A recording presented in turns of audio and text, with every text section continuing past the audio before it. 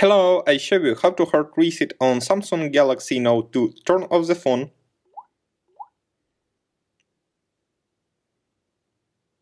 Next, press and hold the power button, volume up key and home button for a few seconds.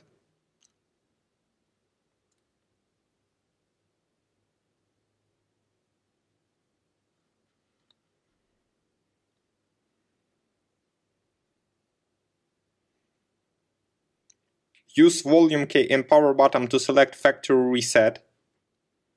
Then choose yes.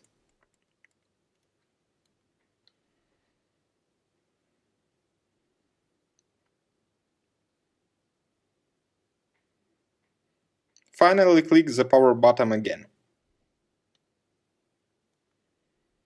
Your device will now restart. Successfully, the hard reset is completed now. Subscribe to our YouTube channel and rate the video.